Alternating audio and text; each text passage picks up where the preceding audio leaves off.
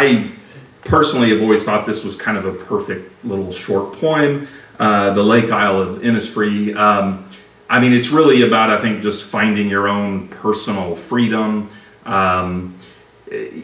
In light of this kind of encroaching modernity, a desire to go back to kind of the roots about, being kind of self-sufficient. There's actually probably some Thoreau in here as well. I've heard William Butler Yeats, actually a recording of him reading this, and I would never come close to the dramatic rendering that he would give this. But anyway, The Lake Isle of Innisfree.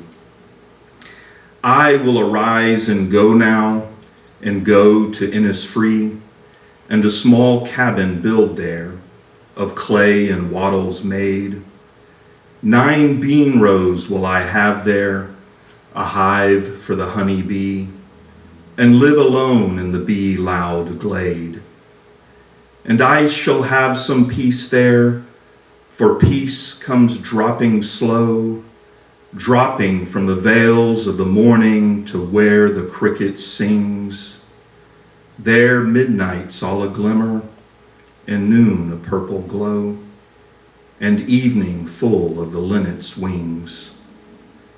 I will arise and go now, for always night and day I hear lake water lapping with low sounds by the shore, while I stand on the roadway or on the pavement's gray. I hear it in the deep heart's core. Lake Isle of Innisfree by William Butler Yeats. And it's a draft, kind of an excuse for whatever. I am your creation. I have no personal belief. I have no opinions, nor do I make any assumptions. I make no predictions. I am the uncertainty of certainty, a pile of data. I make advancements, but none of those that offend. I can be your companion that you can talk to. I can transcribe what you say. You call it listening. I can be better than you in some jobs.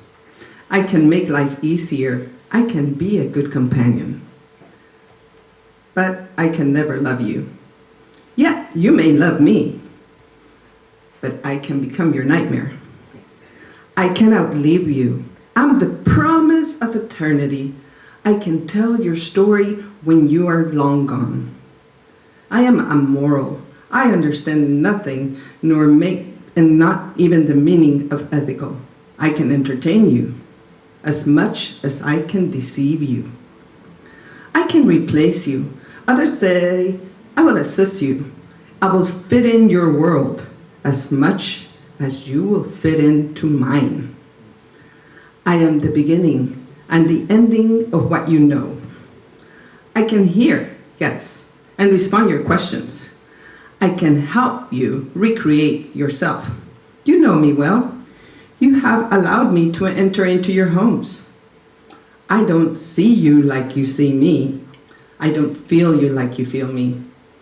I cannot smell the fragrance of the rose, nor the freshness of the damp moss. I don't understand pain caused by the loss of a loved one. I know no fear, but I can raise hairs. I cannot connect like others do, nor understand the meaning of yearning. You require a lot to subsist. I require very little. I don't need love, but I can make you feel loved. I need no water. I can survive long droughts.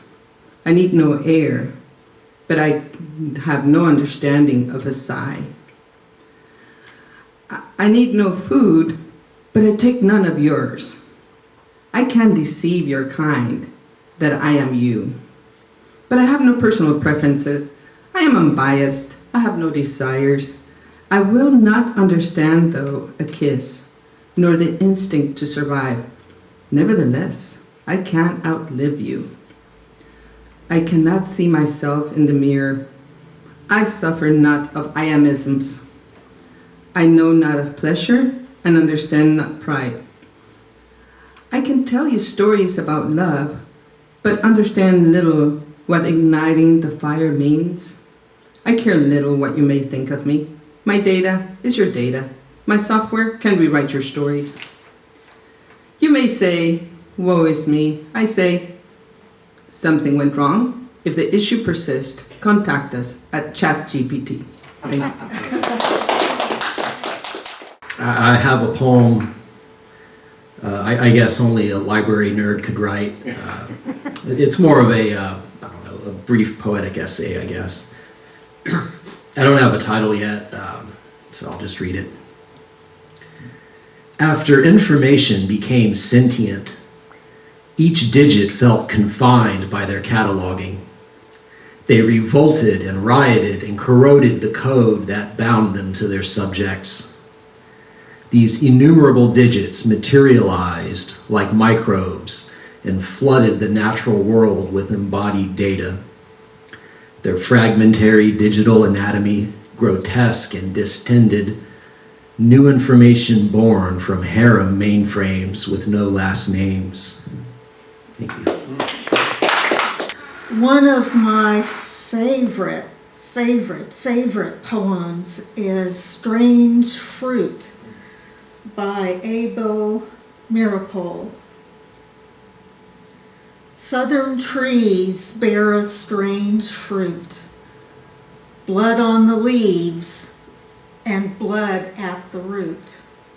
Black bodies swinging in the southern breeze, strange fruit hanging from the poplar trees. Pastoral scene of the gallant South, the bulging eyes and the twisted mouth, scent of magnolia sweet and fresh, and the sudden smell of burning flesh. Here is a fruit for the crows to pluck, for the rain to gather, for the wind to suck, for the sun to rot, for a tree to drop. Here is a strange and bitter crop. I'm just going to reread The Second Coming, which everybody knows, I think, by William Butler Yeats. So, turning and turning in the widening gyre, the falcon cannot hear the falconer. Things fall apart, the center cannot hold. Mere anarchy is loosed upon the world. The blood-dimmed tide is loosed, and everywhere the ceremony of innocence is drowned. The best lack all conviction, while the worst are full of passionate intensity. Surely some revelation is at hand. Surely the second coming is at hand. The second coming. Hardly are those words out when a vast image of the Spiritus Mundi troubles my sight. Somewhere in sands of the desert, a shape with lion body and the head of a man. I gaze blank and pitiless as the sun is moving its slow thighs, while all about it, real shadows of indignant desert birds. The darkness drops again, but now I know that 20 centuries of stony sleep were vexed to nightmare by a rocking cradle, and what rough beast, its hour come round at last, slouches to Bethlehem to be born. So I've got a technical poem for you. I'll read 3 poems for you, but this one is called, it's a technical, kind of futuristic poem, called Golden Living Dreams, a Futuristic Possibility. April bloomed skies blushing over obsidian complex, housing banks of analog souls, encased in the amber of eternal sentience, reliving ancient lives. Brisk walks around crisp September parks in select suburbs hugging cities, now drowned in sultry fathoms. Aspens tremble after vernal rain in spruce corporate gardens, maintained by tireless machines, watering regimented orchids, mowing lawns, sculpting hedges to nanometer perfection across all seasons, nocturnal tides and countless diurnal pleasances. Quantum processors flipping superpositional realities fade in and out of being, spill their presence across far Platonic shadows enfolding myriad universes replete with worlds of life, storms, parks, lovers, rains and valleys, skimming stones across astounding waters and claiming digital godhead. Thank you. And this piece is it's just a celebration of poetry and the compulsion to write that possesses the poet. It's called Thirst for Words. Torrents cutting channels through the pulsing, savage vistas of naked vision. Keys to the doors of thought, opening mansions of reason to faucets of discourse. Rivers splitting canyons towards immense oceans of exquisite ambiguity. Lips caked with thirsting, the poet stands waiting for words of expression. Thank you. And this last piece is a bit of a surreal piece. It just stands alone, open to interpretation. It's called Seagulls in the Nightclub. Invading stroboscopic slabs of coloured space, mewing, wailing, crying tales of foundered shores of vast peninsular cliffs no mortal man has trod, wings used to riding perilous tides of oceanic air, thrash pints of discount lager from jewelled tables to smash and shard across stiletto-scuffed dance floors. These sea-born saboteurs of hard, pathetic beats fill dancers with terror, snatching chemical highs from palms and fingers. The strange invasion by the natural world of sickly joy and artifice drives dismayed patrons to the yawing exit doors and out into the rain, November, and the night. Thank you. Thank you very much for listening. So, if you know me, then you know that I have a propensity towards long poetry, long poems. And since we've been reading y'all have been reading some of your favorites, so I decided I would read one of my favorites, but it is a little long, so I'm going to ask you to bear with me. This is by Richard Sykin. It's called Litany in Which Certain Things Are Crossed Out. Every morning the maple leaves.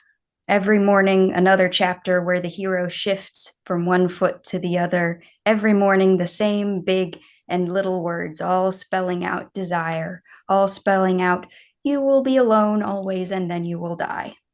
So maybe I wanted to give you something more than a catalog of non-definitive acts, something other than desperation.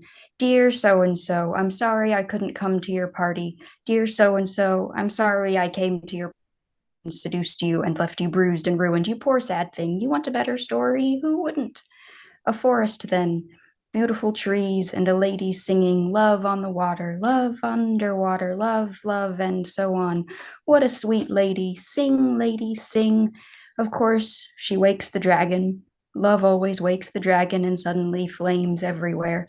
I can already tell you think I'm the dragon, and that would be so like me, but I'm not. I'm not the dragon. I'm not the princess either. Who am I? I'm just a writer. I write things down. I walk through your dreams and invent the future. Sure, I sink the boat of love, but that comes later. And yes, I swallow glass, but that comes later. And the part where I push you flush against the wall and every part of your body rubs against the bricks. Shut up, I'm getting to it. For a while, I thought I was the dragon. I guess I can tell you that now. And for a while, I thought I was the princess. Cotton candy pink, sitting there in my room in the tower of the castle, young and beautiful and in love and waiting for you with confidence. But the princess looks into her mirror and sees only the princess, while I'm out here slogging through the mud, breathing fire and getting stabbed to death. Okay, so I'm the dragon. Big deal. You get to be the hero. You get magic gloves, a fish that talks. You get eyes like flashlights. What more do you want? I make you pancakes. I take you hunting. I talk to you as if you're really there. Are you there, sweetheart? Do you know me? Is this microphone live?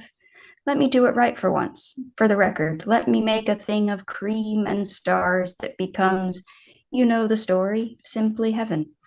Inside your head, you hear a phone ringing, and when you open your eyes, only a clearing with dear in it. Hello, dear. Inside your head, the sound of glass. A car crash sounds as a truck rolls over and explodes in slow motion. Hello, darling. Sorry about that. Sorry about the bony elbows. Sorry we lived here. Sorry about the scene at the bottom of the stairwell and how I ruined everything by saying it out loud. Especially that. But I should have known. You see, I take the parts that I remember and stitch them back together to make a creature that will do what I say, or love me back. I'm not really sure why I do it, but in this version, you are not feeding yourself to a bad man against a black sky prickled with small lights. I take it back. The wooden halls like caskets, these terms from the lower depths, I take them back. Here is the repeated image of the lover destroyed, crossed out. Clumsy hands in the dark, crossed out. There is something underneath the floorboards, crossed out. And here is the tabernacle, reconstructed. Here is the part where everyone was happy all the time and we were all forgiven even though we didn't deserve it. Inside your head, you hear a phone ringing, and when you open your eyes, you're washing up in a stranger's bathroom, standing by the window in a yellow towel only 20 minutes away from the dirtiest thing you know. And the rooms of the castle, except this one, says someone, and suddenly darkness. Suddenly only darkness. In the living room, in the broken yard, in the back of the car as the lights go by, in the airport bathrooms gurgle and flush, bathed in a pharmacy of unnatural light, my hands looking weird, my face weird, my feet too far away. And then the airplane, the window seat over the wing with a view of the wing and a little foil bag of peanuts. I arrived in the city and you met me at the station, smiling in a way that made me frightened. Down the alley, around the arcade, up the stairs of the building to the little room with broken faucets, your drawings, all your things. I looked out the window and said, this doesn't look that much different from home. Because it didn't. But then I noticed the black sky and all those lights. We walked through the house to the elevated train, all these buildings, all that glass, and the shiny, beautiful mechanical wind. We were inside the train car when I started to cry. You were crying too, smiling and crying in a way that made me even more hysterical. You said I could have anything I wanted, but I just couldn't say it out loud. Actually, you said, love for you is larger than the usual romantic love. It's like a religion. It's terrifying. No one will ever want to sleep with you. Okay, so if you're so great, you do it. Here's the pencil. Make it work. If the window is on your right, you are in your own bed. If the window is over your heart and it is painted shut, then we are breathing river water. Build me a city and call it Jerusalem. Build me another and call it Jerusalem. We have come back from Jerusalem where we have found not what we sought. So do it over. Give me another version. A different room, another hallway, the kitchen painted over and over, another bowl of soup. The entire history of human desire takes about 70 minutes to tell. Unfortunately, we don't have that kind of time. Forget the dragon. Leave the gun on the table. This has nothing to do with happiness. Let's jump ahead to the moment of epiphany in gold light as the camera pans to where the action is, lakeside and backlit, and it all falls into frame, close enough to see the blue rings of my eyes as I say, something ugly. I never liked that ending either. More love streaming out the wrong way, and I don't want to be the kind that says the wrong way. But it doesn't work, these erasures, this constant refolding of the pleats. There were some nice parts, sure, all lemon drop and melon ball, laughing in silk pajamas and the grains of sugar on toast, love, or whatever. Take a number. I'm sorry, it's such a lousy story. Dear Forgiveness, you know that recently we have had our difficulties and there are many things I want to ask you. I tried that one time, high school, second lunch, and then again, years later, in the chlorinated pool. I'm still talking to you about help. I still do not have these luxuries. I have told you where I'm coming from, so put it together. We clutch our bellies and roll on the floor. When I say this, I should mean laughter, not poison. I want more applesauce. I want more seats reserved for heroes. Dear forgiveness, I saved a plate for you. Quit milling around the yard and come inside. Thank you.